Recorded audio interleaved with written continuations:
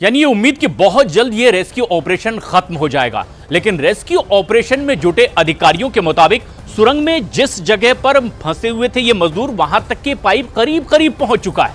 अमेरिकी auger drilling machine के जरिए अब सिलक्यारा की ओर से सुरंग में एंट्री पॉइंट बनाया जा रहा है। और ये तस्वीर आप देखिए किस तरीके से ये पूरी की पूरी वो तस्वीर है जहां पर ये मजदूर फंसे हुए हैं और यहां पर ये मलबा कोलैप्स हुआ है। लेकिन सिलक्यारा की ओर से अब ये सुरंग आगे बढ़ाया जा रहा है। एंट्री पॉइंट से एक के पीछे एक करके कुछ इस तरह से इन पाइपों को आगे बढ़ाया जा रहा है। लेकिन इस तरह की कुछ बाधा सामने आई थी। यहां पर मलबे में कुछ रॉड थी जो कि एक अवरोध पैदा कर रही थी। लेकिन अब कुछ पाइप लगातार आगे बढ़ रहे हैं। 60 मीटर तक इन्हें आगे बढ़ना है। 14 मीटर की और दूरी बाकी है। 6-6 मीटर लंबे पाइप हैं ये जो डाले जा रहे हैं।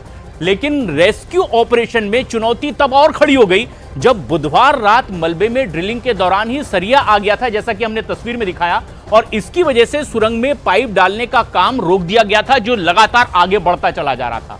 और ये करीब 45 मीटर तक पाइप डाला जा चुका है। जबकि सिलक्यारा की तरफ से इस तरह से जो ये पाइप डालने का काम है 60 मीटर तक किया जाना है। और इतनी दूरी पर ये रेस्क्यू पॉइंट है जहां तक पहुंचना है। हालांकि बाद में 3 मीटर की और ड्रिल कर ली गई थी थोड़ी आगे बढ़ाते हुए, और 48 मीटर तक पाइप को आगे बढ़ा दिया गया है। लेकिन आगे की करीब 2 मीटर में और कुछ इसी तरह का काम, और 2 मीटर पाइप को अब यहां सब चेक किया गया तो पता चला कि वो कुछ डैमेज हुआ है, पिचका हुआ है और इसीलिए काटना पड़ा है उसे। और इसका मतलब यह कि मजदूर अब सिर्फ 14 मीटर की दूरी पर हैं।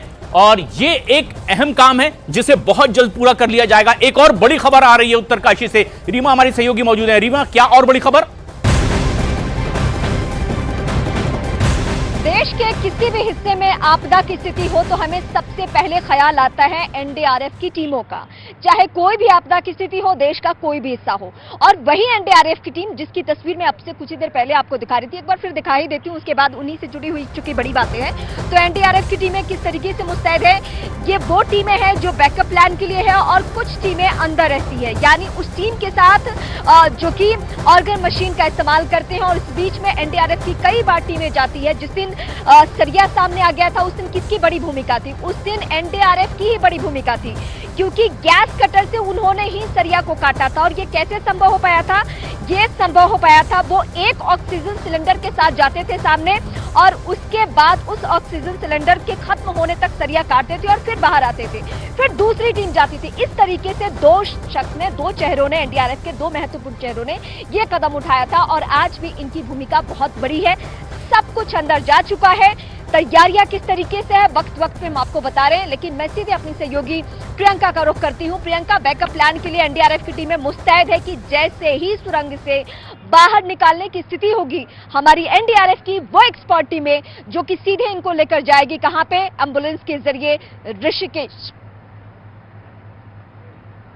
जी बिल्कुल, देखिए तस्वीरें हम भी एक बार दिखा देते हैं। मॉक ड्रिल शायद होने वाली है। एनडीआरएफ की पूरी तैयारियां हैं। एनडीआरएफ का रोल अहम हो जाता है जब ड्रिलिंग का काम खत्म हो जाए। जैसे ही जो पाइप्स है वो लगने लग जाएंगी, उसके बाद एनडीआरएफ और जैसे ही उनको साफ कर लिया जाएगा, क्योंकि उनमें मलबा है तो हाई कंप्रेसर से पानी से पहले उस पूरी जो ये रेस्क्यू पाइप्स बनी उनको साफ किया जाएगा। और उसके बाद एनडीआरएफ के जो लोग हैं वो अंदर जाएंगे, पैरामेडिक्स जो हैं वो अंदर जाएंगे, यानी कि डॉक्टर्स अंदर जाएंगे। वो तमाम मजदूरों को देखेंगे, उनका इलाज वहाँ पर देखी जाएगी कि उनकी कंडीशंस कैसी हैं। और ज़रूरत के हिसाब से, यानी कि जिसे सबसे ज़्यादा ज़रूरत है उसे सबसे पहले निकाला जाएगा। और ये काम उस वक्त एनडीआरएफ ही करेगी। तो एनडीआरएफ की और एसडीआरएफ दोनों, स्टेट वाली डिज़ास्टर मैनेजमेंट भी और जो नेशनल को जो फोर्स लगी हुई है एनडीआरएफ, वो दोनों की बेहद इंपॉर्टेंट रोल यहाँ पर प्ले करती हैं। मैं एक मशीन आपको दिखाती हूँ जो तस्वीरों में नज़र आ रही है। इसको कहा जाता है कम अलोंग मशीन, जो कि लिवर पुली मशीन है। इसी की मदद से उस दिन उस वक्त जब जो तमाम मजदूर हैं उनको बाहर निकाला जाएगा, तो इसकी मदद से निकाला जाएगा। यहाँ पर आप देख रहे हैं कि लेफ्ट साइड की तरफ जो हिस्सा झुका हुआ है उसके साथ एक स्ट्रिंग अटैच्ड होती है, उसके साथ एक स्ट्रेचर सा चीज़ होती है, छोटा स्ट्रेचर उसे कहा जा सकता है, जिसमें व्हील्स लगे होते हैं। तो जो रस्सियों की मदद से एनडीआरएफ के तमाम जो जवान हैं वो अंदर जाएंगे और उसके बाद जो मजदूर हैं उनको इन स्ट्रेचर्स की मदद से, रस्सियों की मदद से बाहर की तरफ, और ये जो कम लॉन्ग मशीन हम लगातार दिखा रहे हैं उनकी मदद से बाहर की तरफ खींचा जाएगा।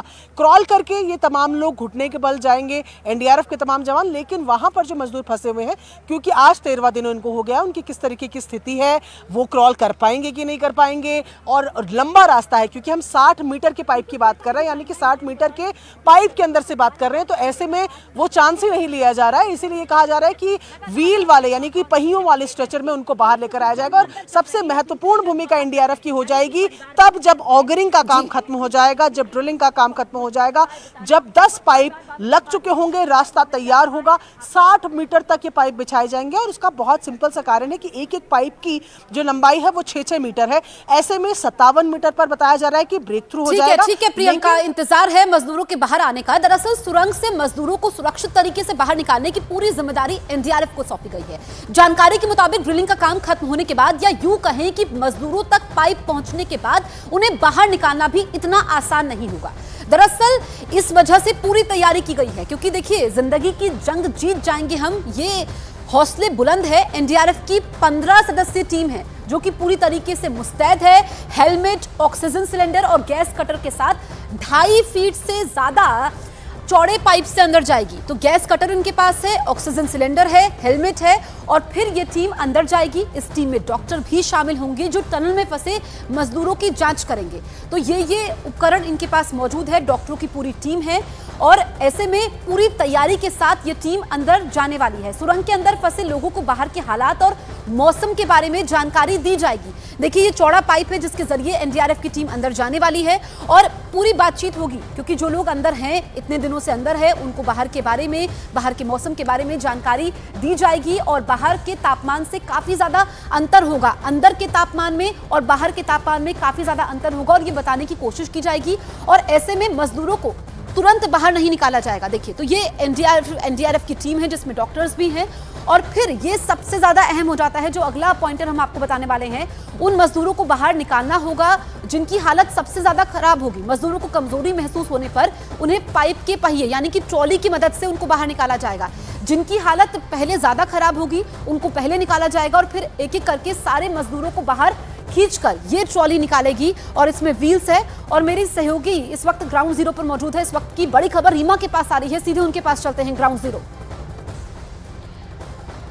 इस वक्त की सबसे बड़ी खबर हम आपको बताएंगे। यानी जब से ये रेस्क्यू ऑपरेशन चल रहा है, देश का इकलौता ऐसा ऑपरेशन जिसमें इतनी चुनौतियां सामने आ रही हैं, उस ऑपरेशन में एक मशीन का नाम आप बार बार सुनते होंगे, वो है ऑर्गर मशीन। और ये मशीन अमेरिकी मशीन है। इसका काम होता है पत्थरों को, चट्टानों को काटने का। लेकिन यहाँ क्या दिक्कत आ रही है, अगर ये मशीन स्मूथली काम करे तो ये बहुत बड़ा काम नहीं था। इसीलिए हम आपको बीते 3 दिन से कह भी रहे थे कि किसी भी वक्त खुशखबरी मिल सकती है। इसको दिक्कत कहाँ आ रही है? दिक्कत चट्टान काटते काटते अचानक से अगर लोहे का सरिया आ जाए, और वो ऐसा सरिया जिसकी मोटाई बहुत ज्यादा हो, जिसको काटने के लिए ऑर्गर मशीन सक्षम नहीं है। यही इस वक्त की सबसे बड़ी खबर है कि ऑर्गर मशीन के बीच बीच में जब रुकावटें आती है तो कौन काम करता है? फिर हमारी एनडीआरएफ की टीमें जाती है गैस कटर लेकर, और उसके जरिए उस सरिया को काटती है, और उसके बाद फिर ऑर्गर मशीन को काम करने में वक्त लगता है। उसके बाद वक्त बचता है किसके लिए? ड्रिलिंग के लिए। ये पूरा प्रोसेस करने में ही बहुत ज्यादा का वक्त लगना है, और इसीलिए ये जो हम हर दिन आपको 12 घंटे, 15 घंटे, 18 घंटे जो बताते हैं, आज भी दोपहर तक की बात थी, लेकिन सुबह होते होते जब अंदर की स्थिति देखी गई कि कब तक कैसे बातें होनी है, तो ऑर्गर मशीन ने क्या इस वक्त काम करना शुरू कर दिया, इस पर ही सबसे बड़ी निगाह हमारी। इस वक्त की सबसे बड़ी खबर, क्योंकि जैसे ही ऑर्गर मशीन का काम खत्म होगा उसके बाद एनडीआरएफ का काम शुरू हो जाएगा, उसके बाद वेल्डिंग का काम शुरू हो जाएगा। इस वक्त की सबसे बड़ी जानकारी हम आप दर्शकों को बता रहे हैं।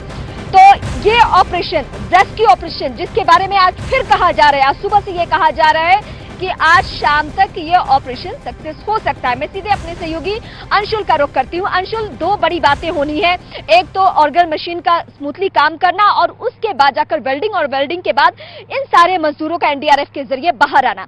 क्या इस वक्त अंदर काम शुरू हो चुका है? एक तो ये अपडेट मुझे आपसे चाहिए, और ये शाम 6 बजे के लिए डेडलाइन दी गई है, क्या आज ये डेडलाइन पूरा हो पाएगा? जी देखिए, ये डेडलाइन कभी मिल पाएगा या नहीं मिल पाएगा, ये तो बहुत बड़ा सवाल है, क्योंकि पिछले काफ़ी दिनों से हम देख रहे हैं कि जिस तरीके से ये जो काम चल रहा है, 24 घंटे चल रहा है, 7 दिन चल रहा है, उसके बाद भी जब बाधाएं आती हैं तो उसका सल्यूशन भी निकाला जाता है, लेकिन उसमें काफ़ी ज़्यादा समय चला जाता है।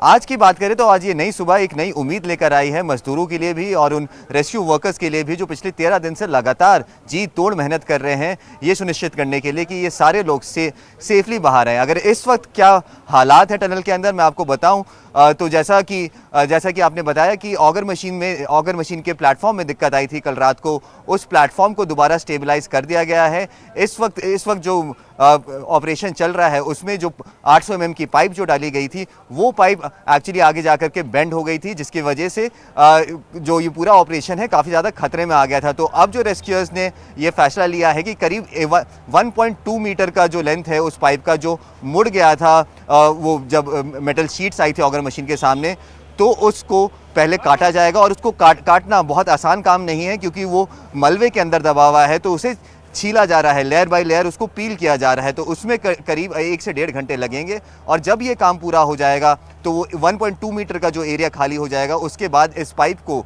जो 800 और 900 मिलीमीटर की टेलीस्कोपिक पाइप बिछाई गई है इसको अंदर पुश किया जाएगा और उसके बाद ऑगर मशीन से काम शुरू किया जाएगा। अच्छी खबर यह है कि ग्राउंड पेनिट्रेशन रडार जो डीआरडीओ की तरफ से मंगवाया गया था उसे अंदर भेजा गया था और उसने ये रिपोर्ट दी है कि अगले 5 मीटर तक मलबे में किसी भी तरह का अच्छी खबर का पूरे देश को बेसब्री से इंतजार है और